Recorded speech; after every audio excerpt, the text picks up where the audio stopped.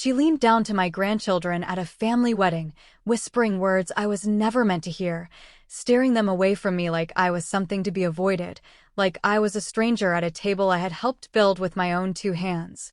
The hall smelled of roses and warm bread, and joy filled the air the way it does at celebrations, except that joy had a crack running through it now, and the crack had her name on it. My grandson looked back at me once before he walked away, and in that single glance I saw confusion and apology and love all tangled together on the face of a 6-year-old boy who did not yet understand why his grandmother was being left behind. In that moment, I understood exactly what price a woman like Brittany puts on her own comfort, and exactly what she was willing to use to protect it. My grandchildren. And I am Marisol Vega, 73 years old, San Antonio, Texas born and raised. And this is the story of how I refused to disappear.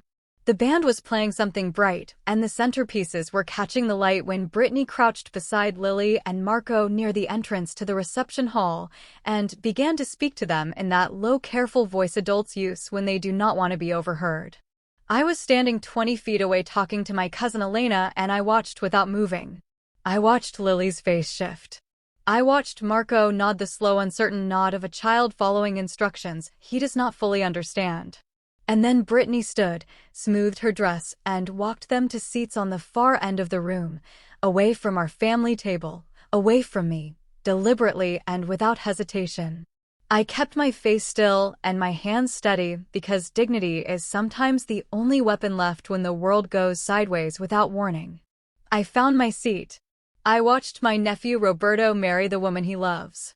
I clapped and I smiled and I held my sister Carmen's hand during the vows. But underneath all of that a decision was forming, quiet and certain. The way decisions form in women who have spent a lifetime learning when patience has run its course. I am Marisol Vega, and I have lived in San Antonio, Texas all my life, in the same neighborhood where I grew up watching my mother hang laundry in the yard and my father come home with flour on his boots from the bakery 2 streets over. I worked as a school librarian for 31 years at an elementary school on the east side of town where the classrooms had leaking ceilings some winters, but the children arrived every morning full of noise and hunger and the particular hopefulness that children carry before the world has had its say. I retired 6 years ago at 67. I have a small house with a garden that takes up more of my mornings than it probably should, and a pension that covers what I need, and a life that felt full and good and rooted right up until the moment it started being quietly dismantled. My son Daniel is 44 years old. He has my late husband's jaw and my own habit of going silent when something is bothering him rather than saying the thing out loud. He is good, and he is kind, and he married Brittany 9 years ago, and I told myself I was glad for him. She was attractive and quick, and she moved through rooms with the ease of someone who has never doubted her right to be in them. I noticed on that first meeting that she did not ask questions.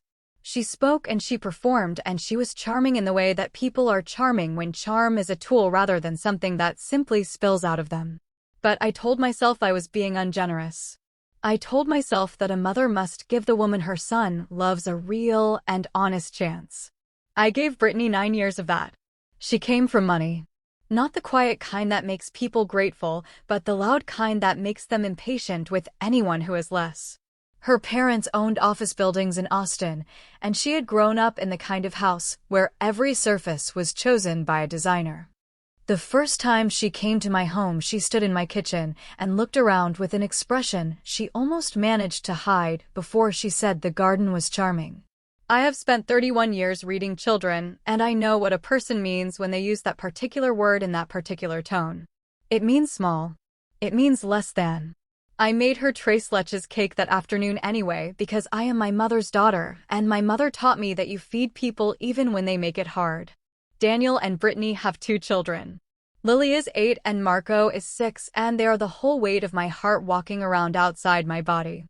From the night Lily was born, I was present. I drove to that hospital with roses from my own garden, still damp from the morning, and a blanket I had crocheted for 4 months in the evenings after dinner. I was present for Marco the same way, sitting in the hallway with coffee for Daniel and a silence, barely holding all my love inside it. I picked those children up from school twice a week for 3 years when Brittany had her real estate appointments. I sat with Lily through her reading homework. I taught Marco to roll tortillas the way my mother taught me. I read to them and cooked for them and told them every single time I saw them that being loved by a grandmother is one of the finest things a person can carry through this life. Somewhere in the last 3 years, Brittany began making it harder for me to be there. It started the way these things always start, quietly and at an angle, nothing you could hold up to the light and say, "Look at this exactly." Small comments about how the children needed more consistency. Suggestions that perhaps they were overstimulated by too many family gatherings. She started arriving late when I was watching the kids, leaving me on the porch with my bag and my thermos without apology or explanation. She began talking over me at dinners, redirecting conversations I was in the middle of. Turning her shoulder toward me in a way that was just subtle enough to deny if anyone called it what it was. Daniel noticed some of it. He said little. I understood that a man inside a marriage cannot always see its edges clearly from where he is standing. My nephew Roberto, my brother Ernesto's youngest, was married on a Saturday in April at a ranch outside San Antonio with string lights strung between the old oak trees and a band that played conjunto and a guest list that included what felt like every person our family had ever loved. I had been looking forward to this wedding for months. I wore a deep burgundy dress with embroidered flowers at the collar that my sister Carmen said made me look like myself, which is the best compliment one woman can give another. I arrived early to help my sister-in-law Rosa arrange flowers at the tables. I was happy. I was genuinely and fully happy before any of this began. Daniel and Brittany brought the children, and for the first hour everything seemed ordinary. And then I saw Brittany crouch beside Lily and Marco and speak to them in that low, careful voice and walk them to the far side of the room, and I felt something go cold in my chest that did not warm again for the rest of that evening. At the reception, Lily found me before I could go to her. She stood in front of me with her hands clasped and said, "Grammy, Mommy said we need to sit with Daddy's work friends tonight." She said it the way children say things they have memorized, carefully, with the flatness of words that belong to someone else. I looked at her face. I looked at the apology living in it. I crouched down and held her hands and told her that was perfectly fine, that I would find a seat with Aunt Carmen, that I would come say goodnight before she left. And I watched her walk away, and I sat down and I made a decision. I called my sister-in-law Rosa that night when I got home. Rosa has been in this family for 38 years, and she carries its history the way a river carries sediment, everything in it and none of it lost. I told her what I had seen, and she was quiet for a long moment, and then she said, "Marisol, I need to tell you something." She told me that 2 of my aunts had come to her privately with pieces of the same story. That Brittany had told Aunt Graciela at Christmas that the children found large Spanish-speaking gatherings overwhelming. That she had canceled 2 planned visits with excuses that felt constructed. That she had been heard saying the children needed environments that reflected their future rather than their past. Rosa said she is doing it slowly so that by the time anyone speaks the truth out loud it will already be finished. I sat with that for 3 days. I walked my garden in the early mornings with my coffee going cold in my hand, and I thought about Lily's memorized words and Marco's uncertain nod, and what it means to use a child as a tool without the child ever knowing that is what is happening. I thought about what my grandchildren would remember when they were grown. I thought about whether I would become a blurry presence in their past, someone they once knew before distance made them forget why she mattered. I decided I would not become that. I did not make a scene. I did not confront Brittany at a dinner table or send a message full of everything I was feeling. I am 73 years old, and I have learned that the loudest moves are rarely the most powerful ones. What I did was speak the truth, quietly and directly, to the people who needed to hear it. I called my aunts Graciela and Fernanda. I spoke with my cousins. I spoke with Rosa and with Ernesto. I told each of them exactly what I had seen, and I let them form their own understanding.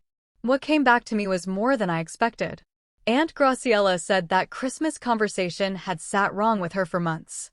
My cousin Patrice said the children had seemed different lately at family events, more guarded, like they were waiting for permission to enjoy themselves. Ernesto said he had felt Daniel pulling away and had not understood why until now. Each conversation was another piece of a picture that Brittany had been painting carefully for 3 years, banking on the fact that nobody would stand back far enough to see the whole of it. My brother Ernesto turned 70 the following month, and the family gathered at a restaurant we had reserved for the occasion. Long tables pushed together, good food, loud voices, my family the way my family has always been. Rosa arranged the seating and placed me at the center of the long table, surrounded by people who knew what was happening and had decided that I belonged exactly where I had always belonged. When Daniel and Brittany arrived and Brittany looked at the room and saw how things stood, I watched her understand for the first time that she had not been as invisible as she believed. I went straight to my grandchildren. I held their faces in my hands and told them I was so glad to see them. Lily put her arms around my neck and held on the way a child holds on when they have missed someone and were not sure they were allowed to say so. Marco climbed into my lap and stayed there through the first course. Brittany sat across the table and spoke when spoken to and smiled when required, and I could see behind her eyes the stillness of someone reassessing everything she thought she had managed. Ernesto gave a short speech that evening. He is not a man of long words, but when he speaks a room listens. He talked about what it means to belong to people who remember where you come from. He said a family stops working the moment it starts deciding which parts of itself are worth keeping. He did not say Brittany's name. He did not need to. Every person at that table understood what was being said and who it was being said for. Daniel called me from his car on the way home. He said, "Mom, I saw it tonight." I said, "I know." He said he was sorry it had taken him this long. I told him that was not what mattered now. He said, "What matters now is what I do." I said, "Yes. That is exactly what matters now." The conversations Daniel had with Brittany in the weeks that followed were not mine to witness. He told me enough for me to understand that she had cried and argued and eventually admitted she had felt threatened by how close the children were to my side of the family, that she had made choices she now acknowledged were wrong. I do not know what lives in Brittany's heart. What I know is what Daniel told her and then told me. He said love is not a competition, and when you make it one, everyone loses. He said his children needed their grandmother, and that was not something he would allow to be quietly removed from their lives. Lily called me on a Saturday morning the following week. She asked if she and Marco could come over and make tortillas. I told her I had been waiting for exactly that question. They came that afternoon and we spent 3 hours in my kitchen with flour on every surface and the radio playing the songs my mother used to play and Marco announcing with absolute certainty that his tortilla was the best one anyone in this family had ever made. I cried a little when they were not looking. The particular relief of having something returned to you that you feared was already gone is not a feeling that words do justice to. I am not a woman who wants anyone destroyed. What I wanted was simple and the same thing I had always wanted. To be present. To be the grandmother who shows up. To sit at the family table and hold my grandson in my lap and teach my granddaughter to crochet and tell them both that they are loved beyond any number they could count to. Brittany tried to take that quietly and carefully with the patience of someone who believed no one was watching. And my family, with their honest conversations and their seating arrangements and my brother's birthday speech and the cousins who had already seen clearly, refused to let her finish what she had started in the quiet. I tended my garden this morning the same as every morning.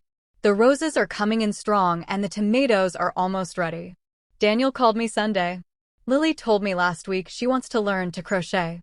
Marco asked me to help him make tres leches cake for his father's birthday, and I told him we would make it together, and it would be the finest cake San Antonio had ever seen, and he believed me completely because grandmothers do not lie about cake. I sat on my porch in the evening light, and I thought about the wedding and the whisper and the backward glance of a little boy who did not understand what was happening. And then I thought about the flour on my kitchen counter last Saturday, and the radio playing, and the sound of my grandchildren laughing in my house where they belong. Some things that are taken from you can be taken back. Not with noise. Not with anger. But with truth, spoken clearly, to the right people, at the right time. Truth turned out to be more than enough. The burgundy dress is hanging in my closet. I am going to wear it at Christmas. Now I want to hear from you. Tell me where you're from and drop your city in the comments right below this video. And if you love your grandmother, or if you are a grandmother who is fighting the same fight right now, Please like this video, subscribe to this channel, and share it with someone who needs to hear today that they are not alone and they are not too old to stand their ground.